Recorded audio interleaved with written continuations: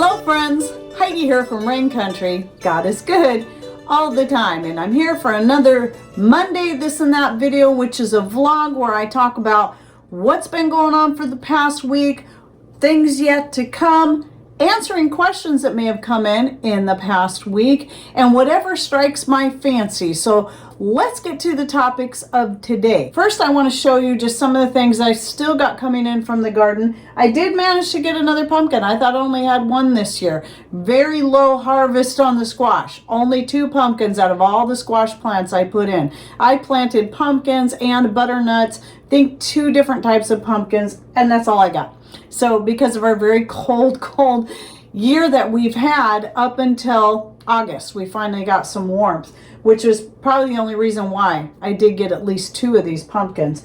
And I want to just note that, yes, I brought this one in green because even though we're still having very warm days, yes, even still here in the middle of October, which is crazy but wonderful, our nights have been very good, getting very cold, so I wanted to go ahead and bring this in before it freezes. So this one was mostly green when I brought it in, so I just like to show this because some people say that, well, your pumpkins won't ripen, they won't turn orange if you pick them green. Well, yes, they will. And this one will too, even though it was fully green when I picked it. And back there are the last 2 of my zucchini, and these are the ones that you can tell because they're short and squatty. And definitely have more orange on them because these were from seeds I saved from last year, and I'm pretty sure it had been cross-pollinated with the spaghetti squash I was growing last year. And I love these. They're a little more yellow on the inside, and they have this wonderful flavor that's just great in between of zucchini and spaghetti squash without the stringy texture at all. Very good. So I wanted to make sure I had a couple that I left to fully mature so I could get some good seed off of these for next year. Definitely want to grow those ones again. Still getting a few cute cucumbers coming in, and we've been using them up in various ways. And cucumber salad is a great one. You might have seen the picture in the community section. That's one of the things I like to do when I'm trying to use up the cucumbers, especially once the lettuces are mostly done, but you still got all these cucumbers. Just chop up your cucumbers, throw in whatever herb spices or other, onions, garlic, anything else you want to throw in there, and it makes a delicious salad.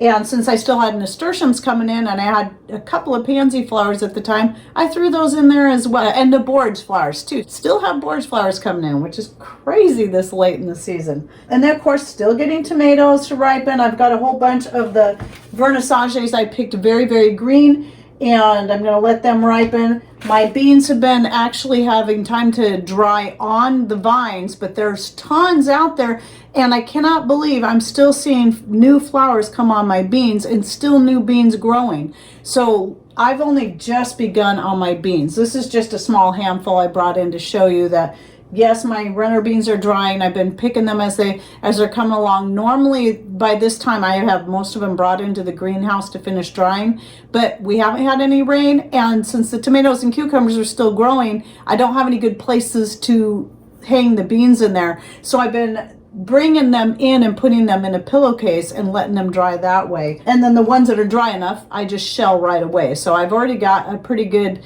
pile of the dry beans ready to go. And then right here, I just started picking my Chinese 5-color peppers. I love these. They're my favorite peppers to grow. They're not a very big pepper, but they're plenty hot.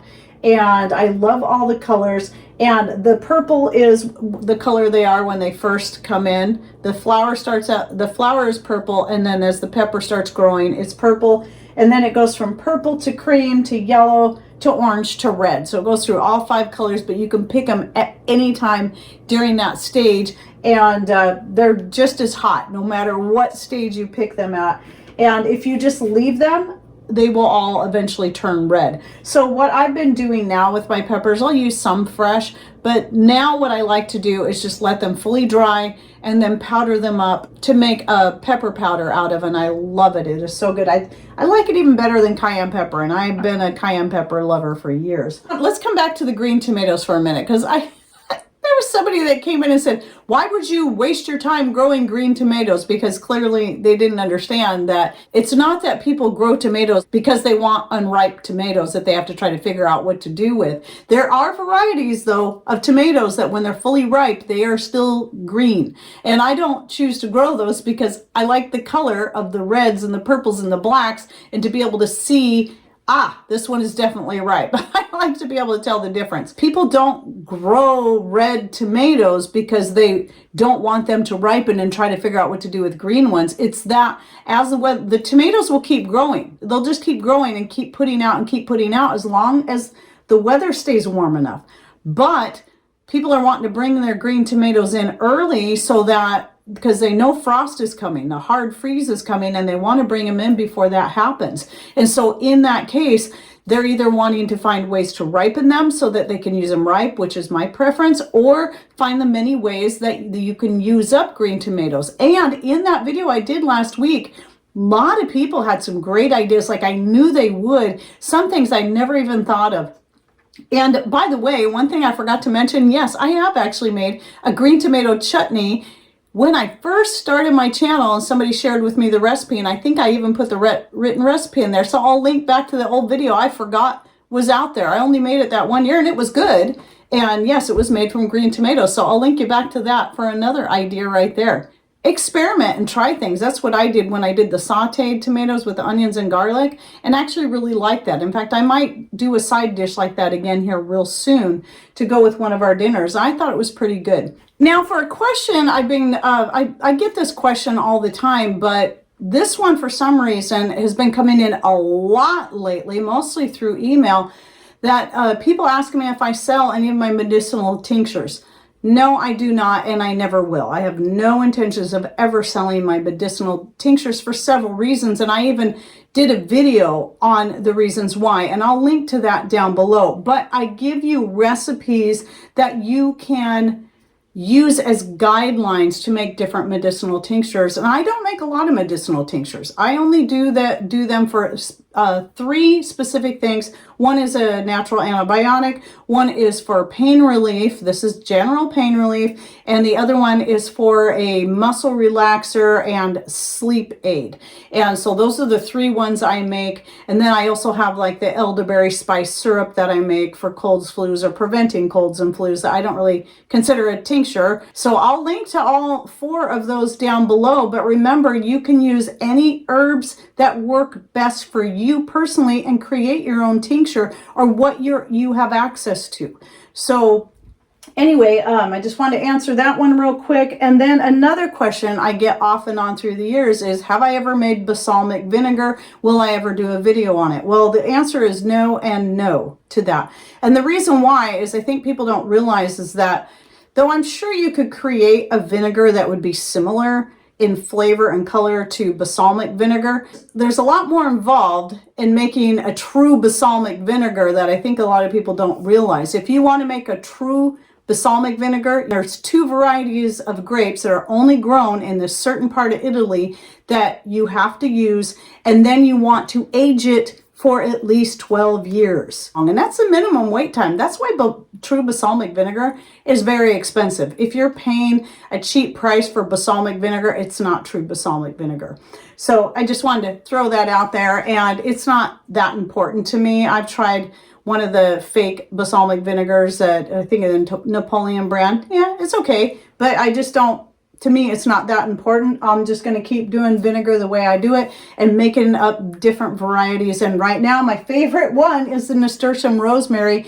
And since these 2 things are still growing, I'm going to get another one going because I'm loving it both for my hair and for using it in things like making an Italian dressing. Like you can see in this picture right here, that I used with the cucumber salad, and I have a video recipe coming out on that very thing. Italian dressing is one of the easiest ones to make and one of the easiest ones to tailor to suit your taste. Love it. Okay, I have a few more questions I want to cover before I close out this video, and one is about the dairy-free recipes. So some of you out there are vegan, or some of you out there cannot have dairy or need to limit the amount of dairy, I have a whole playlist just on dairy-free recipes. Now, at one time I was a vegan for a while, and I was also vegetarian for a while, and I'm not anymore because I had to try those out to see if those were suitable diets for me, which they weren't.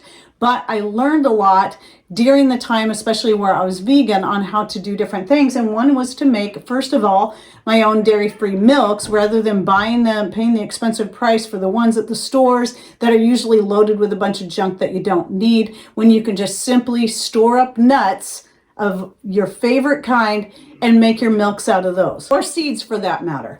And then using that milk, you can do other things with it, or the pulp from that milk. You can take the pulp from the various milks, especially I find my favorite is a combination of cashew and pecan milk, and then taking the pulp from that and making a dairy-free cheese out of it. It's more like a cream cheese.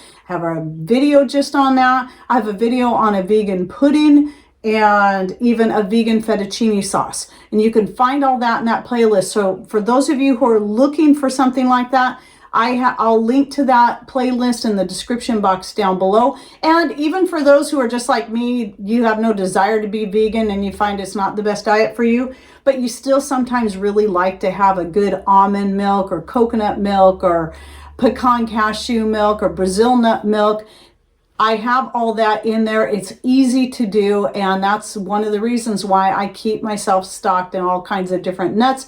Or because I'm not one that likes to just drink dairy milk, but I will drink nut milk. I love the ones I make myself because they're the best tasting and the healthiest. And then another question I just got was, someone was asking me on this video that just came out last week about grow where you're planted. And in fact, today I'm shooting another video that's going to go hand in hand with that one. So it'll probably be about 3 weeks before that one comes out. But somebody asked for advice because where they're living right now in an HOA in a neighborhood, they keep putting off doing the garden thing because they want to move but don't know when or if they'll ever be able to move.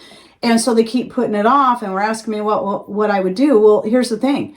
Going back to what I said in that video, you need to grow right where you're planted, because you don't know, unless you know for absolute certain you're going to be moving in a few months. I wouldn't waste any more time. I made that mistake years ago when we thought we were going to be moving closer to the Seattle area from where we are right now. And we were house hunting over there because at that time, for about a 19-month period, Patrick was working over there.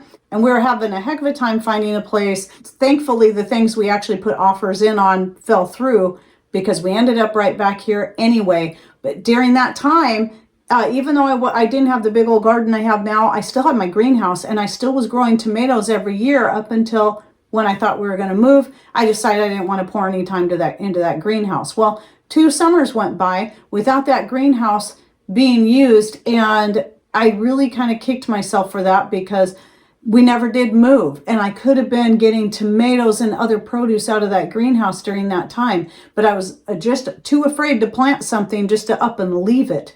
Well, don't be afraid to plant something because you might up and leave it, because chances are it might not happen as fast as you think it will, and if it doesn't happen at all, you're going to be grateful that that's there. And it's better that it's there and you leave it than to stay and not have it. So that's my advice when it comes to that.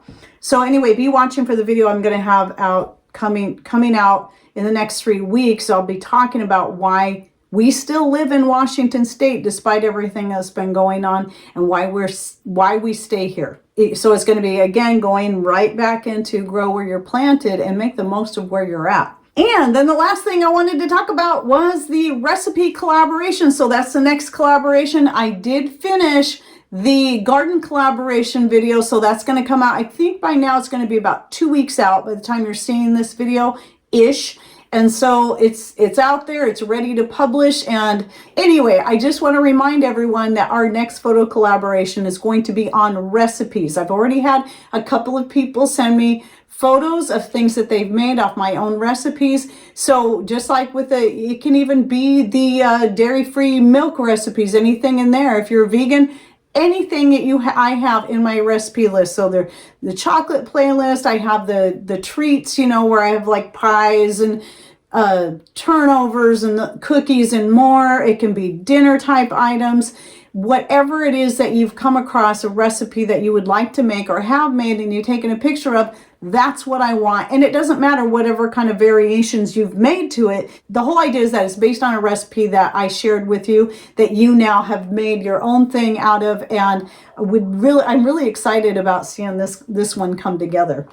So make sure you get those photos to me. I think I'm gonna be looking at trying to get all the photos in maybe by the end of October. I might stretch it out longer depending on how many photos I have in by then. And you can send me several photos. Just keep in mind I'm probably only going to select 3 from each person depending on how many submissions I get all together. So if you send me more than 3 and I got to keep it limited, I'm going to pick the 3 that I like best out of those. And that's it for my this and that for the week. And if you have any more questions, thoughts, ideas on anything I shared, then go ahead and put those in comments down below. And don't forget to click on show more, or if you're on a smart device over on this side, a little arrow, triangle, whatever's over here, to open up the description box to find the links to the playlists and other things I'll be putting down below. And thanks for watching. Take care and God bless.